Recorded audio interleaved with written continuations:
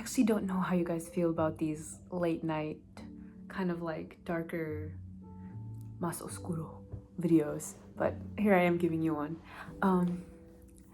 Lately, I've been thinking a lot about my adolescence.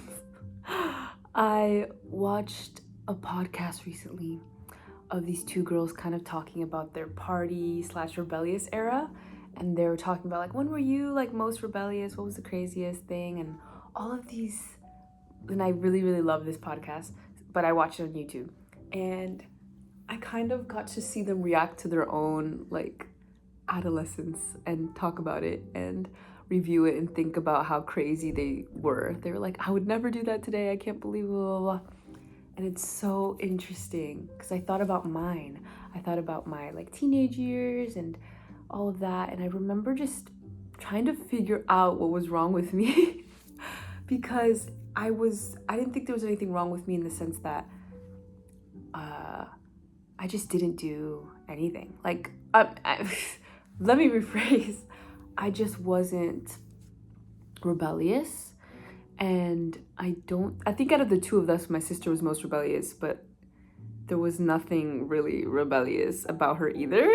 Like, we were goody two-shoes, we were super obedient. I think my parents got to a point where they really trusted us and let us come home at like 2 a.m. because they knew we weren't at a party. They knew we were at a church friend's house or at Bible study. Like, they knew we weren't doing anything crazy.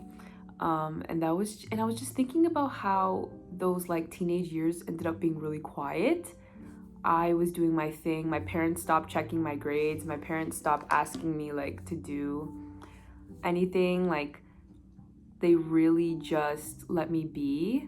And I think it was because throughout my childhood, I was such a like hyper intense child who had no hope. And because that was literally beaten out of me by the time I was 12, 13, I had gained enough fear that my parents never had to sit there, especially like my dad, because he was a disciplinary, and be like, don't drink, don't do drugs, blah, blah, blah. They knew that we knew better. They knew that stuff, they didn't worry about that stuff with us, and they didn't have to. Like, not only did we have this kind of like presence of, oh my gosh, like our dad is always, it wasn't even God is always watching. It's like our dad is always watching, and he'll be disappointed in us, and oh my God, we're gonna get like killed. That thinking, but we never even worried about it because we were never interested. And I'm trying to figure out if that came from like being scared or if that came from like truly having no interest and being super logical as a kid and kind of seeing the world around me and thinking, I want more, I want better, I want grander. And how to get there was not to involve myself in things that had nothing to do with me. I knew I wanted to go to college. I knew I wanted to be creative. There was nothing about my life that made me think I want to go like get hammered and like these things that like I guess are super like common. And I remember thinking when I was 16 that watching like Gossip Girl and watching all these shows, I'm like, this is so fake. Teenagers don't act like this. Teenagers aren't crazy like this. They are. That's just not who I was. That's just not who I was. Very much a Disney Channel version of, not even, because if you think about like some of the rebellious kids on Disney Channel, I was never even like that. And it wasn't that I was calm or quiet. That was my sister. She was calm and quiet. But anyway, it was just that I was busy like decorating my room from head to toe with beads. And I was busy like being in after school clubs, being in theater, being in culinary, being in church 6 days a week. Like, I knew what kept me safe and what kept my family happy on top of what made me happy, which was being creative and being artsy. And I really didn't need anything else. Like, I didn't have any money, but I didn't need it. Like, I had the clothes that I needed and I never asked for a thing. And I think my parents got to a point where like, you need to tell us what you need because I know you need things. And I don't know, I just kind of had this notion that we're poor, my parents are religious. We're religious, and I have a very limited box on what I'm allowed to do. So what, and there was no need to do anything. Like nothing, again, nobody ever sat us down and said, you can't do this, you can't do this. Because we just knew. Like that man, like that put the fear of God into us. Not just God, of him, but also like we just knew. And we just knew things wouldn't fly. And we didn't want things to fly. We were perfectly fine. And I just kept thinking about, if I can't do things, like for example, I wasn't one for lying, I wasn't one for sneaking. I did not have I'm like, I don't have the time, the energy to waste on that. I really don't. I don't have the time and energy to waste on lying, running around, sneaking, all this far. I'm trying to go to college. I'm trying to get a degree. I'm trying to get a job. I'm trying to see the world. I'm trying to make movies. I'm trying to write books. Like, I didn't have time to be like, I guess that's kind of what it means. It's like, I don't know. I feel like maybe a lot of teenagers, I'm trying to figure it out, are living in the present. They don't see a future. Maybe they see a future and they just kind of think of it as something they don't have to work towards. It's just coming. It's coming no matter what. It's like a train. So I'm going to live my life and like, rock out. And that's what those teenagers that's what those girls in that podcast were saying. And they're adults.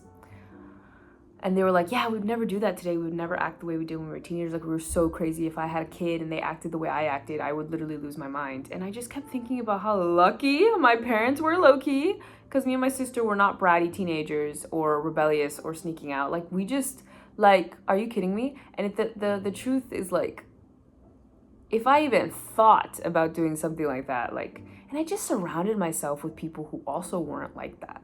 I also surrounded myself with people who, in my opinion, who I admired, really cool. I was so lucky, like, to have that. And I went to school with my friends. Like, not once did anyone offer me anything. Not once. I mean, there were maybe a few kids who were involved in things, but I just kept thinking, like, that's your world. That's an interesting world you live in. This is my world, which I felt like I was walking towards something.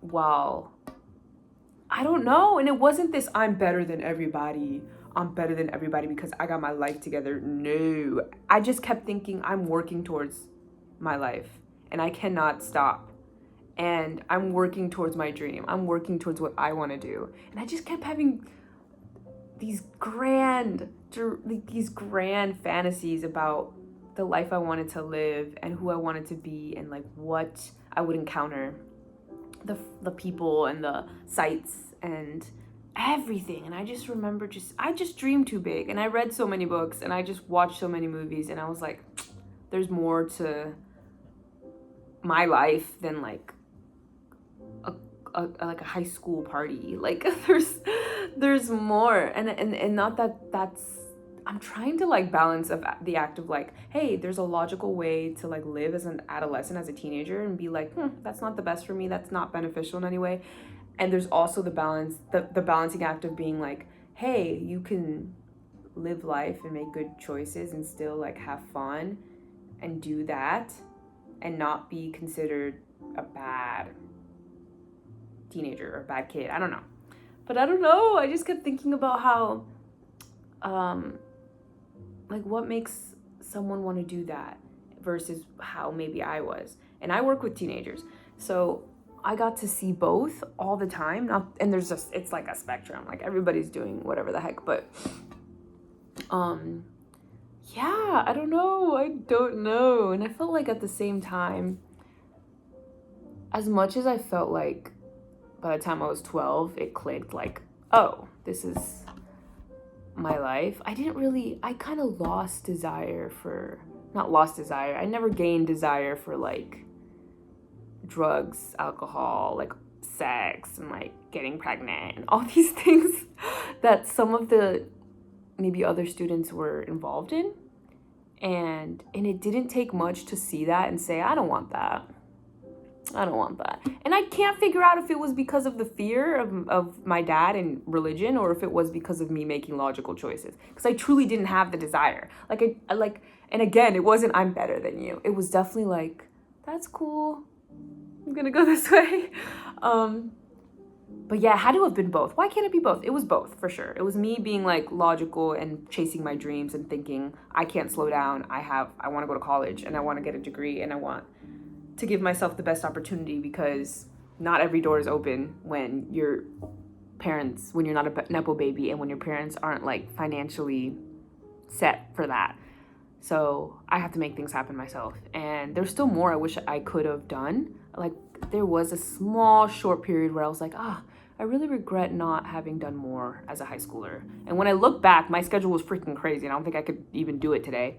When I look back, I was doing so much. And I have nothing but fond memories of high school, of like my sleepovers and my friends and all the activities and volunteering and like I don't know, I enjoyed my time. And I feel like it could have been rowdy and crazy, and it was that for many people. That doesn't mean that you're not gonna achieve your dreams. That doesn't mean that you're bad or better or cooler or not those things. But I don't know. I don't know. I was thinking about my adolescence, and I was thinking about like if people were like, what was the first time you like went crazy and like did all these things? And I'm like, huh. And it's if you meet me today, I'm like I've regained that like childhood energy that was like beaten out of me, which is kind of just like hyper and happy and like content and like super like jumpy. And I don't know what vibe that gives, like, oh, she was wild in high school. But I don't think that's the vibe that it gives, but I'm just saying, I don't know what vibe I give currently. I don't know what people would guess about me, but that's just the truth. I don't know. I don't have many regrets. I auditioned for a lot of things. I don't have many regrets, and I'm happy about that. I don't know. And I think that helps, because I had two very different parents, and I had a mom that was so loving and so great and so not worth me stressing her about. That could have played into it as well. I don't know. But it wasn't until I was like 23 that I was like a low-key kind of, not rebellious, but low-key like, And I think that happened. I was trying to figure that out too. I was like, when did I feel like I was going against my parents? Because honestly, I think things were fine until I was about 22, 23. And that was when me and my dad, like, it was not great. And I think it's because I had an opportunity come my way after I graduated college.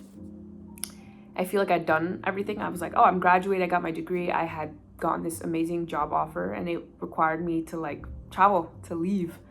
And I remember how freaked out my dad got. And I remember, I could make a whole separate video about this, but I just remember feeling like, he does not have my best interest at heart. He is trying to control me. And my whole like adolescence was filled with me trying to please this man because I was afraid of him. Look, if you're gonna get down to the very, very nitty gritty of it, that's the truth. And it didn't look that way. And I didn't even maybe realize it entirely, but it didn't look that way because things were calm. Nothing bad ever happened in my adolescence. Like, me and my dad, we were perfectly fine. But I think that's because I worked so hard to outdo myself and please that man and do no wrong, essentially. Like, I gave that man no reason to think that I was going down some crazy path. You know what I mean? Like, I was doing everything right. And I still was me. I still had my personality. I still had my, like, I was still like, you know?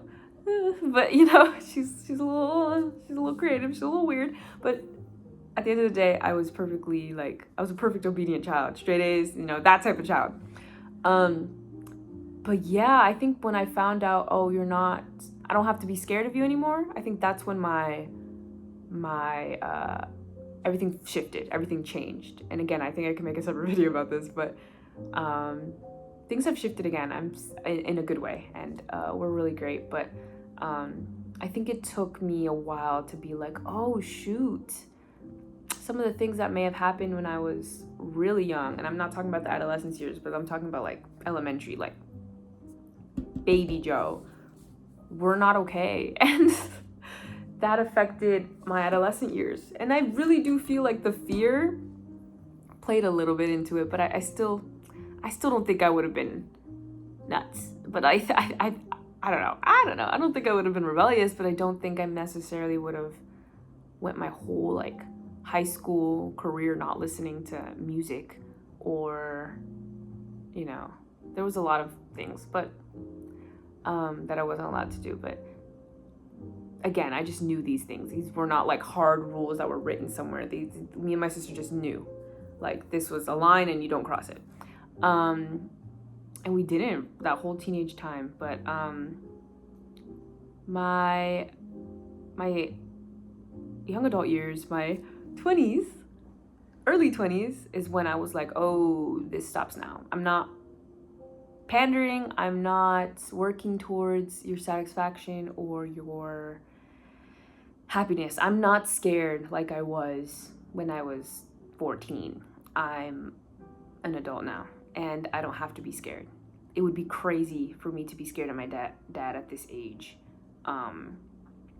You know, and I think there was still something there, but it was definitely me being like, no, like, you've lost me. You've lost my attention, respect, fear. You've lost my everything. And for a couple years there that I called the cold years, I was super like, if he's in the room, I'm not.